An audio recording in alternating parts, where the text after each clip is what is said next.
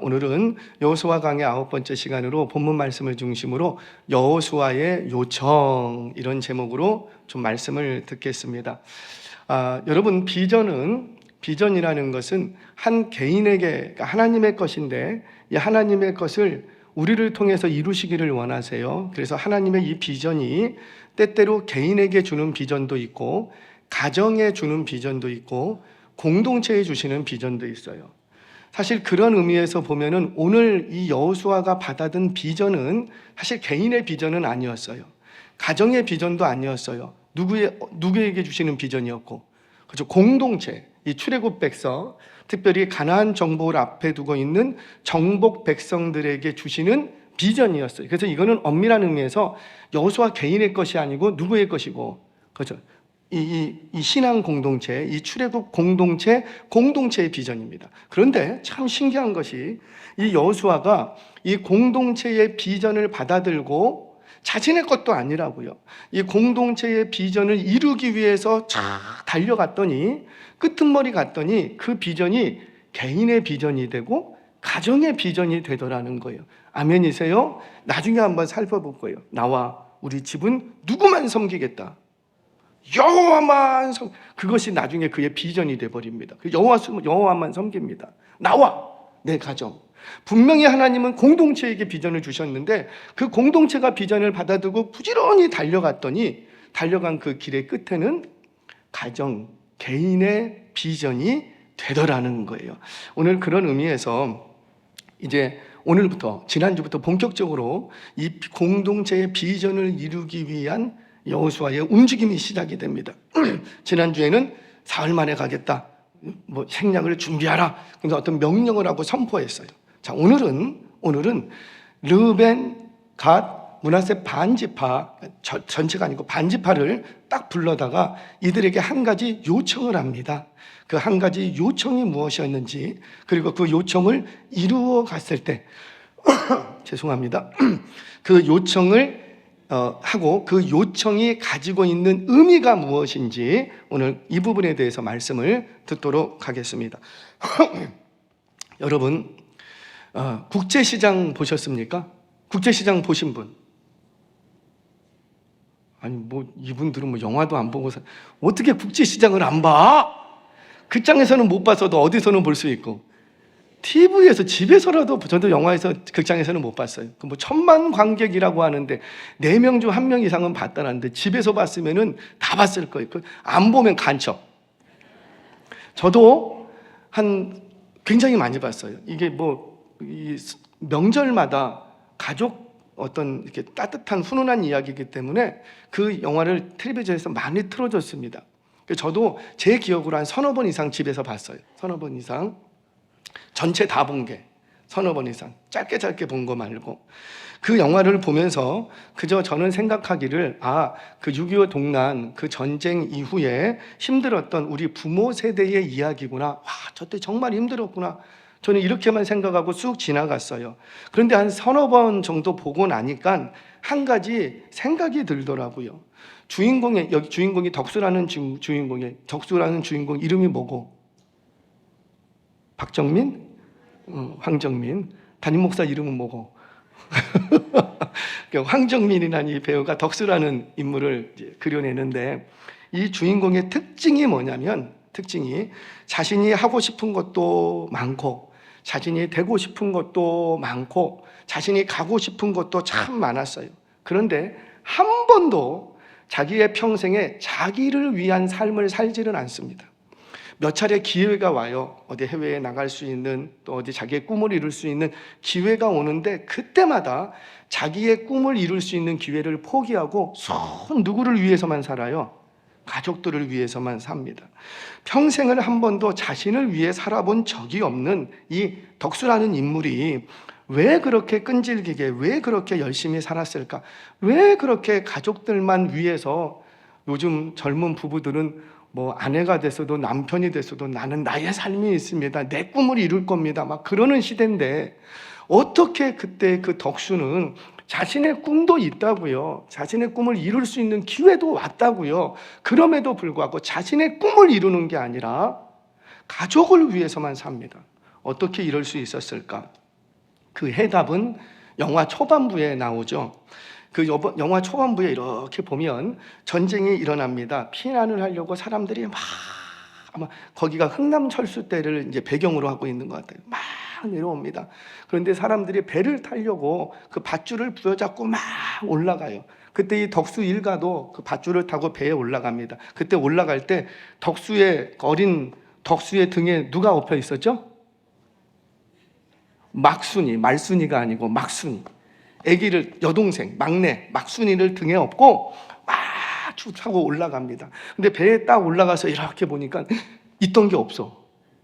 누가 없어요?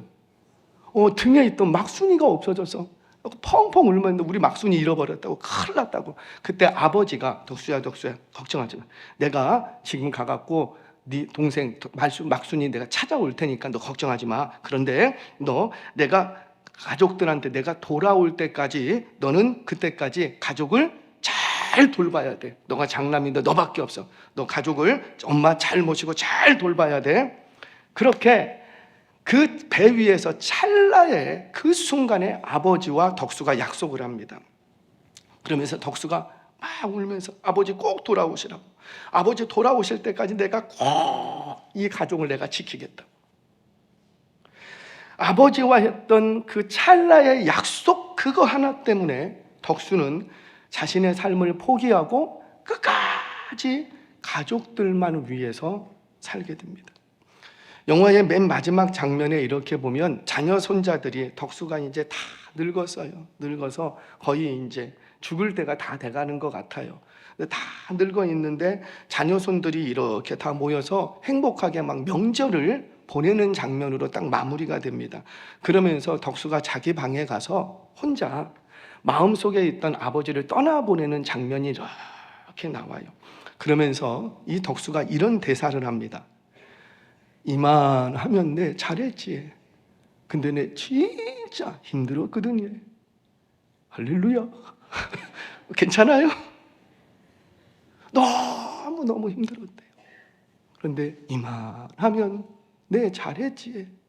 네, 근데 진짜 힘들었거든요.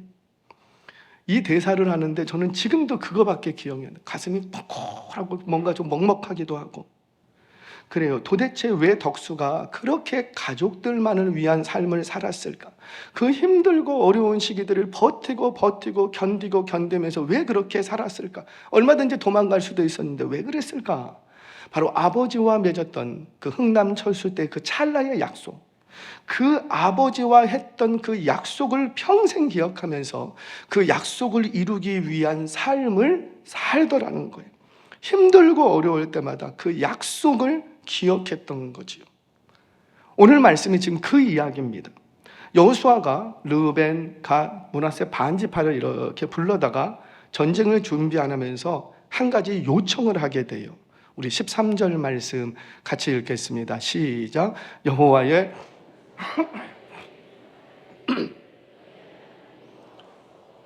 안식을 주시면 이 땅을 너희에게 주시리라 하였나니 너희는 그 말을 기억하라.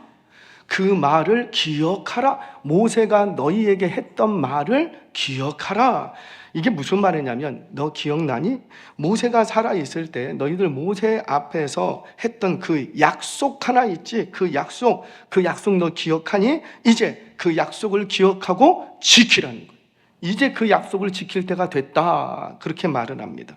그럼 그 약속이 뭐냐면 민수기 32장을 보면 요단강을 딱 중심으로 이제 요단을 건너면은 서편, 요단 동편으로 나누어집니다. 요단을 건너면 이제 여리고성이에요. 가나안 땅에 들어가는 거예요. 하나님께서 주시기로 약속된 땅은 본래 가나안 땅입니다. 그래서 요단 서편이 그들에게 분배받는 땅이 되어야지 돼요. 그런데 요단 서편으로 넘어갈 때 요단 동편 쪽으로 해서 넘어가게 되는데 이 동편에서 전쟁이 있었습니다. 그때 모압과 이 자손들이 길을 안 터주는 거예요. 전쟁을 하게 되거든요. 근데 전쟁을 하는데 그때 전쟁의 성과, 공적에 따라서, 치적에 따라서 승리하고 전리품을 나눴어요. 근데 그때 제일 이 전쟁에서 선두에 서서 공을 많이 세웠던 지파가 어디냐면 르우벤, 갓, 므낫세 반지파예요. 그래서 이들이 공적에 따라서, 치적에 따라서 전리품을 얻는데 엄청 많은 소떼와 양떼를 딱 얻게 됩니다. 근데 문제가 하나가 생긴 거예요. 그렇게 해서 가나안 땅을 들어가야 되는데 아직 요단을 건너지도 않았는데 요단을 건너려고 이렇게 하다 보니까 이 많은 양떼와 소떼 그리고 이 많은 아이들을 어떻게 할 수가 없는 거예요. 이러다가는 전쟁도 하기 전에 지쳐서 죽게 생겼어. 그래서 이 르벤, 갓, 므낫세 반지파가 모세를 찾아와서 뭐라고 하냐면 우리 이 많은 양떼와 가축대 때문에 우리가 요단 서편으로 건너가기가 좀 어려우니 모세요, 그냥 여기다가 우리 그냥 기업의 분배를 주시면 우리 여기서 그냥 지내겠습니다. 이렇게 요청을 합니다. 그때 모세가 엄청 화를 냅니다. 무슨 말이냐, 너희들 하나님의 약속의 말씀 모르냐? 하나님께서는 요단 서편, 요단강 건너서 이 가나안 땅 우리에게 준다고 했지 않냐? 여기 우리가 분배해야지. 너 무슨 소리냐? 그건 안 된다. 딱 잘라버립니다. 그러면서 하는 얘기가 너희들 이렇게 하면 지금 12지파가 같이 움직이는데 너희들은 뭐 그냥 기업 분배받고 여기에 있으면 다른 지파들이 전쟁할 마음이 생기겠냐? 이건 전의도 꺾는 것이고 사기도 떨어뜨리고 형제 지파 간에 시비가 일어날 우려가 있으니 쓸데없는 소리 말고 다 건너가! 딱 잘라 얘기합니다.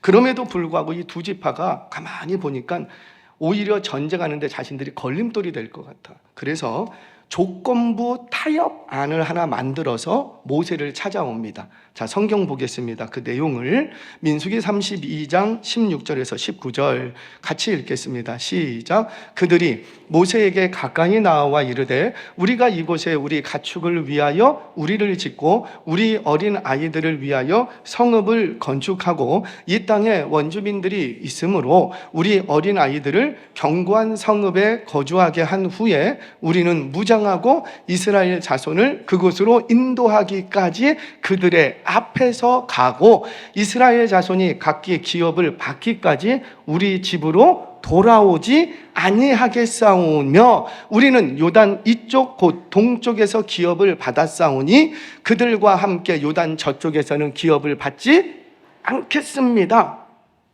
뭔가 타협안을 가지고 왔어요. 내용이 너무 긴데 정리하자면 두 가지입니다. 크게 두 가지. 첫 번째는 부녀자들과 어린아이들의 안전을 위해서 성읍 건축하고 이들을 좀 안전하게 한 후에 전쟁할 때 우리가 제일 앞에 서서 제일 선두에 서서 우리가 어떤 전쟁인지 치르겠습니다. 이 가나안 정복 전쟁이 7년 일어납니다. 7년 동안. 그러니까 7년 동안에 전쟁이 있을 때 우리가 하여튼 전쟁하러 가자 그러면 우리가 제일 앞에 서겠습니다. 그리고 그 전쟁이 다 끝날까지 언제 끝날지 몰랐어요. 우리는 7년이라는 건 알지만 이들은 몰라. 언제 끝날지 모르지만 전쟁 다 마치면 그제야 우리가 우리 가족들에게 돌아오겠습니다. 이게 첫 번째 약속. 두 번째는 이미 동편에서 우리가 기업을 얻었으니 우리가 서편 가서 전쟁할 때 아무리 우리가 공적이 많아도 전리품 받겠다 안 받겠다? 공짜로 일하겠습니다. 그냥 아무 대가 받지 않고 우리가 일할 테니까 기업 분배 요청하지 않을 테니까 제발 좀 우리 가족들하고 양떼 소떼 여기 좀 있게 해주세요. 이렇게 타협안을 제시합니다. 이 모세가 이 타협안을 딱 수용을 합니다. 좋다. 그러면 너희들 이 약속 반드시 지켜야 돼. 만약에 안 지키면 반드시 여호와께서 너희들을 따라가서 죄를 갚으실 거야. 건 협박반 뭐 이렇게 해갖고 딱 약속이 체결이 됩니다. 그리고 시간이 흘렀어요. 이제 드디어 가나안 정복을 위해서 요단 서편으로 건너가야 되는 시기가 딱 된 겁니다. 지금은 모세가 죽고 없지만 여호수아는 그때의 약속을 기억하고 루벤, 갓, 므낫세 반지파를 딱 모아놓고 얘기를 하는 거예요. 너희들 나하고는 약속 안 했지만 누구하고 약속한 건데? 그래서 앞에 있던 모세와 약속했지만 그 약속 너희 기억하니? 나도 기억한다. 우리 다 기억하는데 너 이제 그 약속을 기억한다면 이제 그 약속을 지킬 때가 됐다는 거예요. 그랬더니 이 여호수아 새로운 리더가 약속을 지키세요 하고 딱 요청을 했더니 이 두 지파 반이 어떻게 하고 아멘 우리가 순종하겠습니다. 우리가 모세와 맺었던 약속이지만 모세는 죽고 없지만 여러분 모든 약속은 사실 죽고 없으면 그거 파기가 됩니다. 내가 이 사람한테 빚을 많이 주고 뭐 했어도 내가 죽어버리면 그거 내가 뭐 해주기로 했습니다 해도 내가 죽어버리면 그거 사실은 파기되는 거예요. 없어지는 거예요.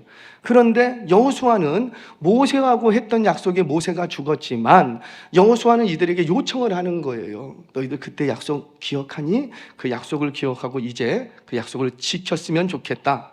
이렇게 말하니까 이 두 지파 반이 어떻게 했다고요? 아멘, 아멘. 우리가 지키겠습니다. 이런 거죠. 어머니, 아버지가, 할머니, 할아버지가 하나님과 약속을 했어요. 할머니, 할아버지가 소천하시고 안 계셨어. 그런데 어느 날 말씀 속에서 들립니다. 할머니, 할아버지가 약속했던 거 지키세요. 그랬더니 그 손자, 손녀들이 그거를 받아들고는 뭐라고 했다고요? 아멘. 엄마, 아빠가 약속한 것이지만 아멘. 내가 해야 된다면 내가 하겠습니다. 참 멋진 공동체예요. 그렇게 12지파가 하나가 되어서 가나안 정복 전쟁을 시작합니다. 이 정복 전쟁은 7년간 진행됐던 전쟁이라고 했어요. 그러면 정말 이 두 지파 반이 그 약속한 대로 지켰는가? 성경 보겠습니다. 여호수아 4장 12절 13절 같이 읽겠습니다. 시작. 르우벤 자손과 갓 자손과 므낫세 반 지파는 모세가 그들에게 이른 것 같이 무장하고 이스라엘 자손들보다 앞서 건너갔으니 무장한 4만 명 가량이 여호와 앞에서 건너가 싸우려고 여리고 평지에 이르니라. 아멘. 전쟁을 딱 하게 되자 진짜 어떻게 한 거예요? 모세와 약속했던 것처럼 군장 쫙 메고 제일 먼저 전쟁 자리에 가서 선두에 딱 서는 거예요. 여러분 전쟁이 일어났는데 제일 앞에 있는 사람들이 먼저 죽을까요? 뒤에 있던 사람들이 먼저 죽을까요? 물론 뭐 이제 어디 사람은 죽겠지만 여하튼간 제일 앞에 서는 건 목숨을 걸어야 되는 정말 위험한 거예요. 도망갈 구멍이 없어요. 뒤에 아군이 버티고 있는데 앞에는 적군이 있는데 어디로 도망갈 구멍이 없는 거예요. 그냥 죽으면 죽어야 돼요. 그런데 이 두 지파 반은 어떻게 했더라? 약속한 대로 제일 앞에 서서 전쟁에 임합니다.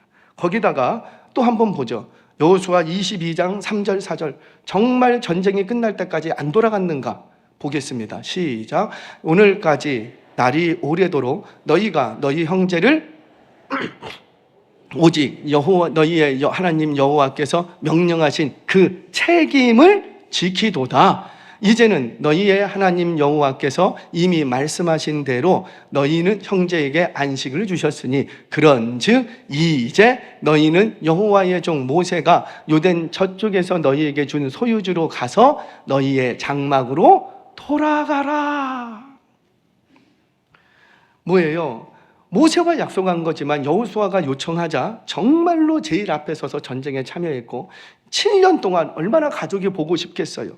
근데 가족을 보고 싶어서 가족에게로 돌아가지 않고 7년 전쟁을 다 마무리하고 우리 형제들이 기업을 다 분배받고 나서 그 책임을 다 했더니 그 다음에야 돌아갔다. 참 약속을 잘 지켰어요. 사랑하는 여러분, 르우벤, 갓, 므낫세 반 지파는 과거에 모세와 했던 그 약속을 기억하고 지금 순종합니다. 그렇게 순종했더니 하나님께서는 그 약속을 지키는 그들의 좋은 태도를 보시고 그들이 맨 앞에 서서 싸우는 곳마다 그들이 밟는 땅을 다 그들에게 주신 줄 믿으시기를 바랍니다. 자, 그러면 이 내용은 다 이해가 됐을 거예요. 그러면 여러분, 약속이라는 게 지키기 쉬워요? 어려워요? 어려운데 왜 약속하고 그래? 약속을 우리가 들어갈 때, 화장실 들어갈 때하고 나올 때하고 다른 게 우리 사람이잖아요. 하나님은 안 그러세요. 하나님은 안 그러세요. 근데 우리는 들어갈 때 다르고 나갈 때 다른 게 우리예요. 그래서 사실 약속은 함부로 해서도 안 되지만 약속을 해놓고 그 약속을 지킨다라는 것은 사실 쉬운 문제는 아니에요. 누구라도 내가 힘들고 어렵고 괴로우면 신앙이 조금이라도 신앙이 없이도 그냥 하나님을 안다면 하나님께 기도해요, 안 해요? 힘들고 어려우면 누구라도 기도합니다. 그리고 기도하고 제발 이 문제만 풀어주세요. 이 문제만 풀어주시면 내가 어떻게 하겠습니다. 이번 한 번 고비만 넘기게 해주시면, 이 침상에서 이 병성에서 나 치료해 주시면, 내 어두웠던 눈을 뜨게만 해주시면, 내 흔들리는 무릎을 굳세게만 해주시면 내가 앞으로 어떻게 하겠습니다. 우리 약속해요, 안 해요? 하죠.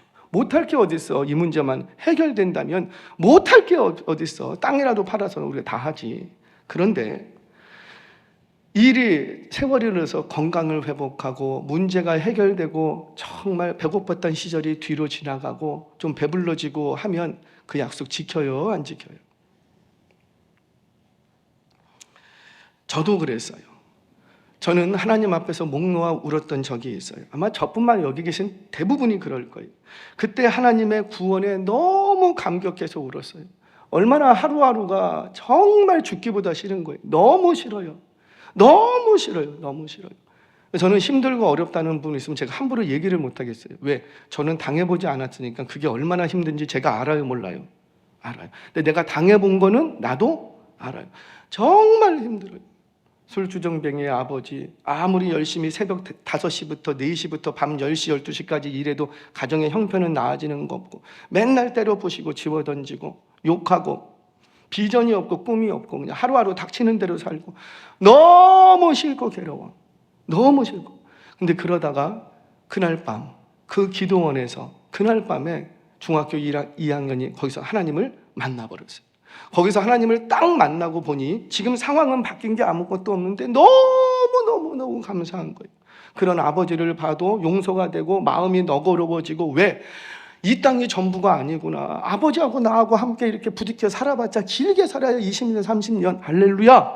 한 1000년 만년 살면 나 못 살 건데 얼마 있으면 된다. 괜찮다. 영원한 하나님의 나라가 나에게 기업으로 주어졌으니 이 땅에 있는 동안에 뭐 부족하고 어려워도 괜찮다. 얼마나 행복한지 몰라요. 우리 그날 밤에 다 울면서 약속합니다. 하나님, 나에게 하나님 나라의 기업으로 주셨으니, 영원한 생명을 내게 주셨으니, 이 상황이 나의 감사의 제목으로 바꾸게 해 주셨으니 이제 남은 삶을 누구를 위해서만 살겠다.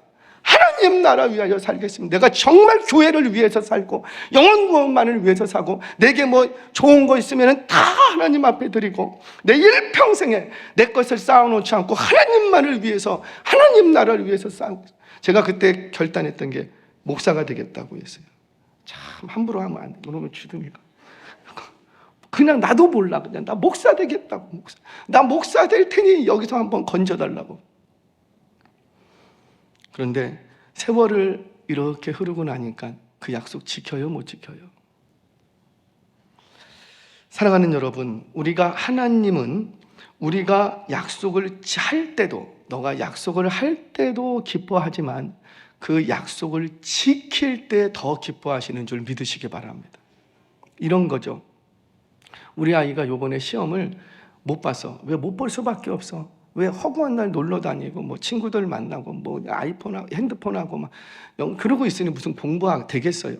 근데 어느 날 정신을 차렸는지 요번 시험을 보고 나서는 엄마한테 혼날 것 같으니까 이렇게 엄마를 찾아와서 먼저 얘기하는 거예요. 엄마, 내가 이제는 정말 친구들도 안 만들고 핸드폰도 좀 안 하고 내가 공부 열심히 할 테니까 이번에 나 20점 맞았는데 이거 눈 감아주시고 나 혼내지 말고 내가 정말 열심히 할 테니까 이번 한 번만 혼내지 말아주세요. 이렇게 얘기를 합니다. 뭐 엄마가 혼낼까요? 혼내지 않을까요?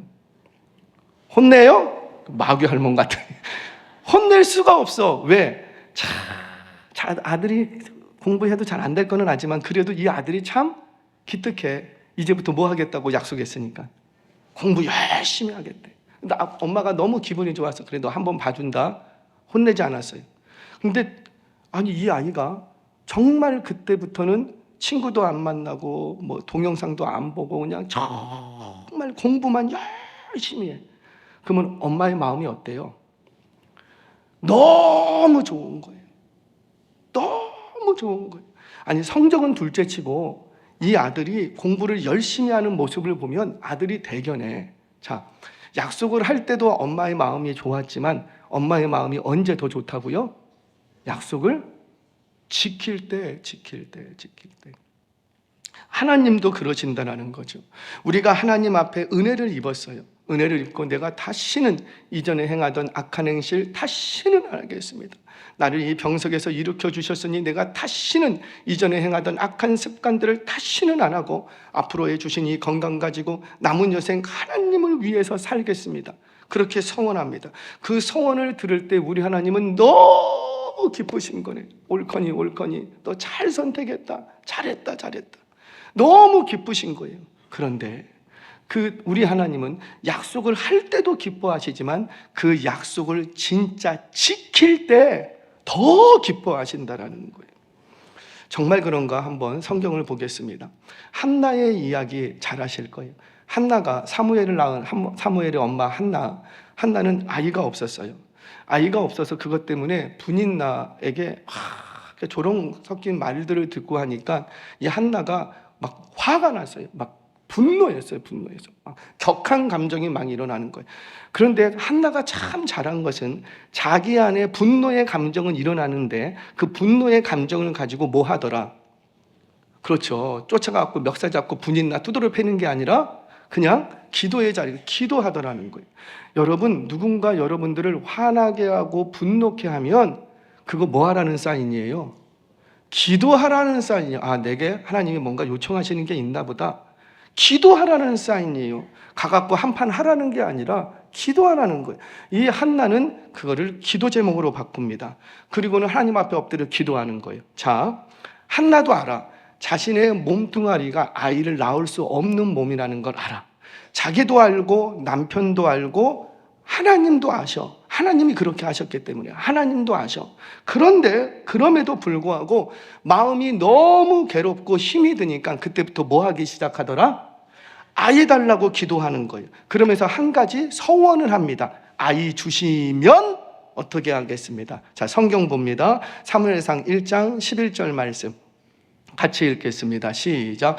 서원하여 이르되 만군의 여호와여, 만일 주의 여종을 고통을 돌보시고 나를 기억하사 주의 여종을 잊지 아니하시고 주의 여종에게 아들을 주시면 내가 그의 평생의 그를 여호와께 드리고 삭도를 그의 머리에 대지 아니하겠나이다 하면, 아들 주시면, 나 아들 못 낳는 거 알지만 아들 주시면 그 아이를 나시린으로 드리겠다는 거예요.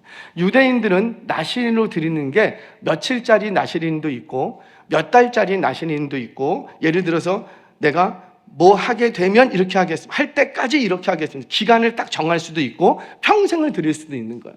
근데 사무엘 같은 경우는 평생을 드리는 나시린입니다. 평생을 드리면 나시린 되는 그가 나를 찾아오지 않는 이상은 나는 그를 찾아갈 수가 없어요. 만날 수가 없는 거예요. 여러분, 한나가 아들을 주시면 그 아들을 하나님께 드리겠다고 서원을 합니다. 자, 여러분, 기도하고 서원하는 건 사실 대단한 게 아니에요. 아까도 말씀드렸지만 다급하고 어려우면 누구라도 기도할 수 있고, 정말 이 문제만 풀릴 수 있다면 내가 무슨 서원인들 못하겠어요? 무슨 약속이라든지 못하겠어요? 다 하지요. 그런데 이 한나가 정말 대단한 건 뭐냐면 기도하고 서원했다는 게 아니고 뭐 한 거예요? 그렇죠. 그 서원을 지켰다는 거예요. 지켰다는 거예요. 그렇게 한나가 서원을 하고 기도를 하자 하나님이 사무엘이라는 아들을 주십니다. 자, 성경 보겠습니다. 사무엘상 1장 19절 같이 읽겠습니다. 시작. 그들이 아침에 일찍이 일어나 여호와 앞에 경배하고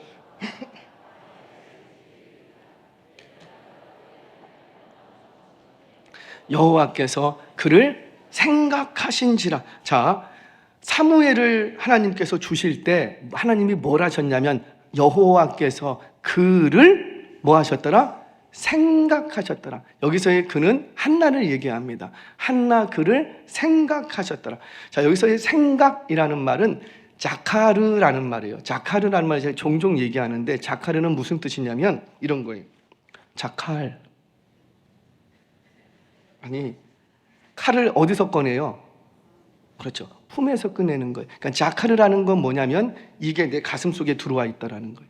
마음에 들어와 있는 거예요. 그러니까 하나님께서 자카르 했다라는 것은 하나님께서 이 한나의 기도와 서원을 어디다 담으셨던 거예요? 마음에 두셨다. 한나의 그 애통하는 그 마음으로 기도를 하고 서원을 했더니 그 한나의 마음을 하나님께서 당신의 마음에 이렇게 담으셨다는 거예요. 자, 우리 마음에 있으면 어때요? 아이고, 우리 아들 건데 해줘야 되는데 요즘 벌이도 안 좋고 해줘야 되는데 어때요? 그러니까 우리의 마음에 있으면 우리도 그래요. 그러니까 우리 하나님도 마찬가지인 거예요. 저는 여러분들의 기도와 간구가 하나님의 마음에 담기기를 바랍니다. 그런데 마음에 담기지 않고 다 떨어져. 그 이유가 있어요. 나중에 설명해 드릴게요. 하나님의 마음에 자카를 하면, 하나님이 자카를 생각하시면, 마음에 두면 그때부터 하나님은 응답하십니다. 우리 아들이 좋은 옷을 하나 사달라고 해서 아이고, 아들 이거 사줘야 되는데 자꾸 그게 마음에 있으면 나중에 사줘요, 안 사줘요? 사줘요. 그러니까 하나님의 자카를 하면 하나님은 반드시 응답을 해주십니다.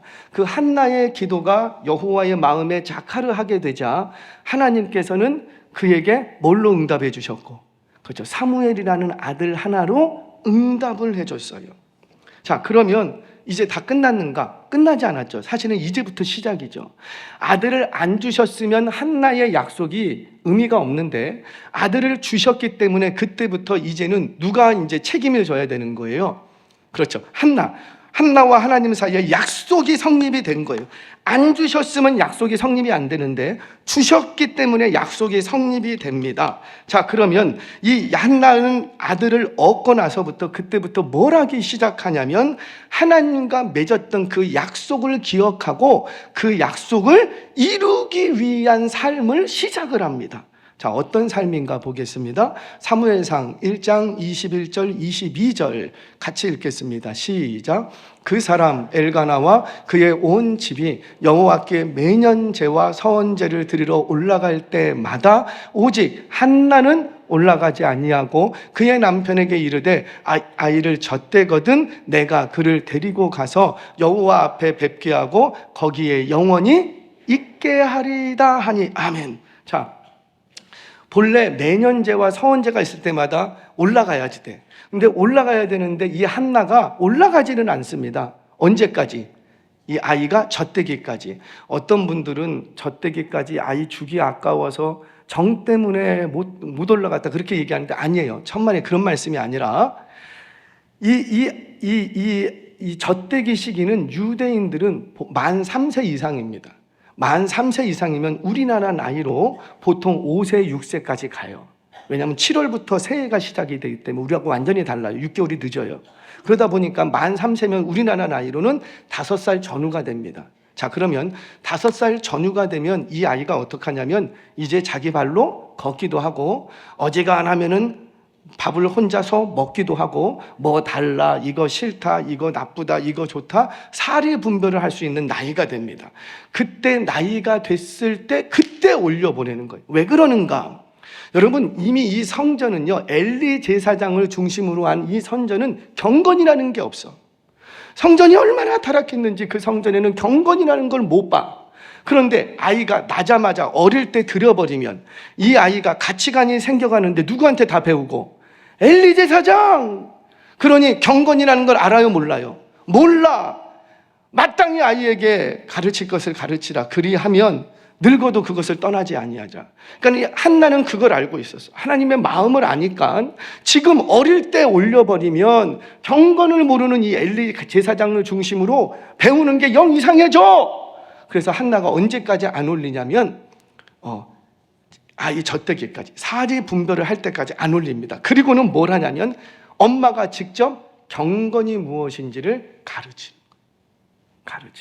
계속 경건을 가르칩니다. 그리고 나서 경건이라는 것이 무엇인지 몸에 딱 인식이 되고 나면 그때 올려보내는 거예요. 그러니 이 아이가 늙어도 그 경건의 자리를 떠난다, 안 떠난다?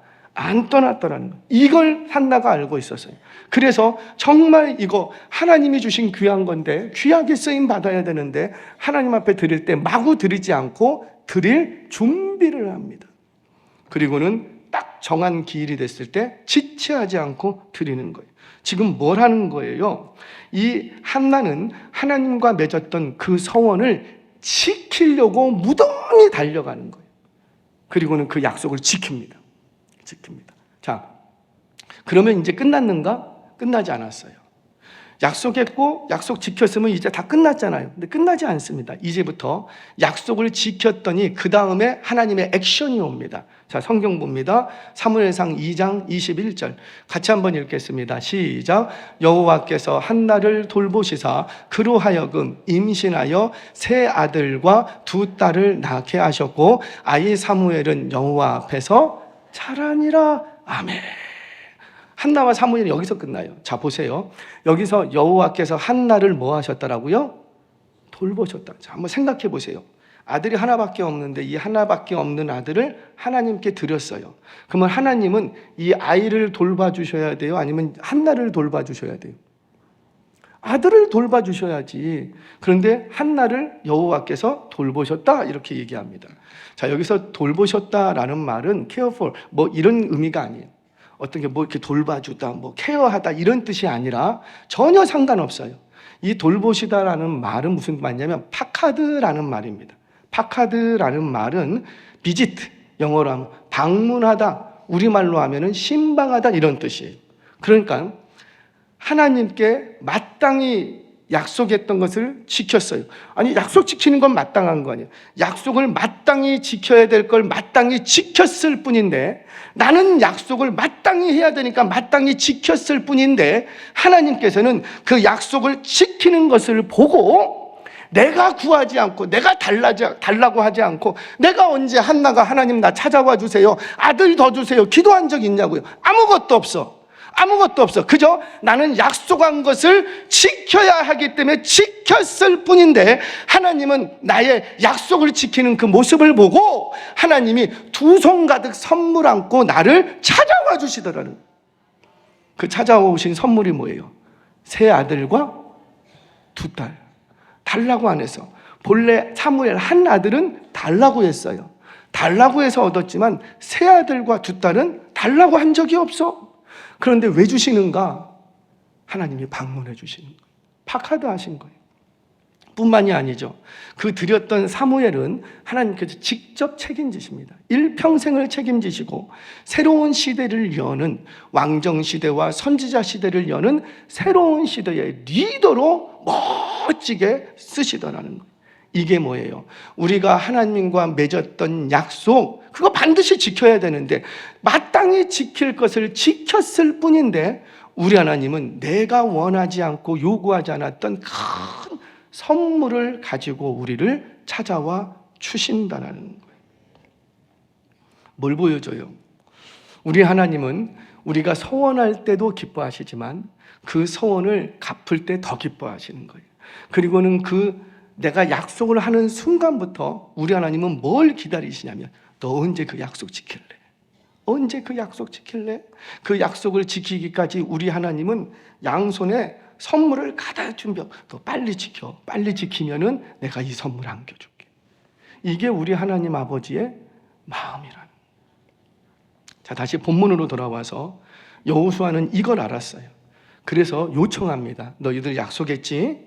그런데 우리 하나님은 그 약속을 할 때도 기뻐하시지만 그 약속을 지킬 때 더 큰 은혜를 주신다. 그러니 이제 그 약속을 지키라는 거예요. 이게 바로 여호수아의 요청이었어요. 그런데 참 감사한 것이 이 르우벤, 갓, 므낫세 반지파가 여호수아의 이 요청에 어떻게 하더라? 아멘. 나도 오늘을 기다리고 있었습니다. 드디어 내가 하나님께 약속한 것을 지킬 때가 왔군요. 참 멋진 공동체. 그렇게 르우벤, 므낫세, 갓, 므낫세 반지파가 약속을 지켜갈 때 그들이 전쟁하는 모든 땅마다 승리케 하신 줄 믿으시기를 바랍니다. 말씀을 정리하겠습니다. 오늘도 이 시간에 왜 하나님께서 여러분들을 이 시간에 여기로 부르셨을까? 오늘도 우리 하나님은 우리에게 요청하시는 것이 있어요. 너 기억하니? 너 그날 밤 너 내가 이렇게 해주면은 너 그렇게 한다고 약속했지? 그 약속 기억하니? 너 나와 맺었던 약속 서원, 너 내가 하늘나라를 기업으로 줄 때 너 목 놓아 울면서 너 나하고 약속했지? 내가 하나님 나라를 위해서 일하겠다고, 내 평생을 하나님께 드리겠다고, 하나님 나라 위하여 영혼 구원하여 정말로 일하겠습니다. 그때 그렇게 약속했지? 그 약속 너 기억하니? 저는 그 약속을 기억하지 않고 살았어요. 그날 밤 그 기도원에서 그 놀라운 하나님의 은혜를 경험하고 내가 절대 하나님 나라를 위해 살겠습니다. 내가 앞으로는 내 일평생 공부하는 것도 나를 위한 것이 아니라 정말 하나님을 위해서 그러니까 공부도 잘 되더라고. 정말 내가 뭘 벌어도 절대 내가 쌓아놓지 않고 다 하나님 나라를 위해서 하나님 앞에 드리겠습니다. 제가 목사 되겠습니다. 아시는 분들은 아시겠지만 저는 총총 출신이 아니에요. 그게 무슨 말이냐면 신학대학교를 가고 신학대학원을 가고 이 케이스가 아니었어요. 중학교 2학년 때 서원을 했으면 그때부터 공부하는데 목적은 뭐냐면 목사 되는 게 목적이었어요. 공부를 쭉 해나옵니다. 근데 고등학교 때 대학을 안 들어갔어요. 왜? 너무 먹고 살기가 힘들어. 엄마 아빠 새벽 5시 4시면 출근해갖고 밤 12시 11시 돼서 들어오는데 아무리 살아도 형편도 나아지지 않고 도저히 내가 어디 가서 더 공부한다는 게 가족들에게 도저히 안 되겠어요. 도저히. 대학을 안 갔어요. 그리고는 일터로 빠졌어요. 키토산 팔로 다니면서 거리 다니면서 방문 판매부터 시작을 해서 시업 다니면서 저 돈 괜찮게 벌을 수 있었을까? 그것도 하나보다 돈 많이 벌었어요. 한 달에 500, 600 벌면 많이 버는 거 아니에요? 그 당시에. 그렇게 벌기 위해서 1년 365일 중에 300일을 집에 못 들어갔어요. 전국 8도를 돌아가면서 4.5톤, 5톤 탑차를 끌고 다니면서 오늘은 충청도권, 오늘은 경상도권, 오늘은 강원도권 막 다니면서 일주일 내내 밖에서 자고 차에서 자고 그러면서 돈을 벌었어요. 그거 내 거 되는 줄 알았어요. 내 거 될까요? 안 돼. 뭐 내 사업을 해도 내가 경험이 있어야지. 무슨 20 서너 살짜리가 사업을 하는데 무슨 경험이 있겠어요. 그거 다 까먹고 그렇게 지방을 다니고 열심히 밤낮 없이 다닌 젊은 혈기지만 몸 다 망가지고 가정에 못 들어가니까 가정이 소홀해지고 가정 아주 그냥 난리 날 뻔했어요. 그런데 어느 날 저를 찾아오십니다. 32살의 나이에 직장 생활에서 이제 날개를 달아서 과장으로 진급하고 뭔가 조금만 더 하면은 점프할 수 있는 그런 시기가 됐는데 그날 아침 갑자기 하나님이 찾아오셨어요. 너 기억하니? 너 기억하니? 너 그날 밤, 너 그때 너 나랑 약속했잖아. 약속. 너 내가 이렇게 해주면 너 이렇게 하겠다고 약속했잖아. 근데 그 약속 왜 안 지키니? 이제 그 약속을 지킬 때가 됐다. 그 음성을 듣고 그날 바로 사장님한테 전화해서 회사 그만두겠습니다. 퇴직금도 필요 없습니다. 아무것도 딱 그만뒀어요. 그리고는 그날로 하나님께 드렸던 그 약속을 지키기 위해서 그때부터 시작한 거예요. 그랬더니 하나님은 나는 그냥 약속만 지키려고 했어요. 하나님 앞에 드렸던 내가 일평생 하나님을 위해서만 살겠습니다. 그냥 어떤 주어진 자리든지 간에 그냥 나 구원해 주셨으니까 그냥 살게. 그렇게 약속을 지키려고 살아왔더니 오늘 저와 여러분이 만나게 되신 줄로 믿습니다. 저는 학벌이 있는 사람도 아니고 키도 작다 그랬잖아요. 저는 남한테 내놓을 게 아무것도 없는 거예요. 우리 은혜교회에 비하면 저는 정말 아무것도 빌을 게 없는 거예요. 그럼에도 불구하고 하나님이 왜 만나게 해주셨을까? 사랑하는 여러분, 나는 보잘것 없을지라도 하나님과 맺었던 그 약속을 지키려고 할 때 하나님은 여러분들의 삶과 가정과 남은 인생 속에 여러분들이 구하지 않았던 것을 더하여 선물로 주시는 줄 믿으시기를 바랍니다. 이런 은혜가 여러분들의 가정과 일터에도 나타나시길 주의 이름으로 축원합니다.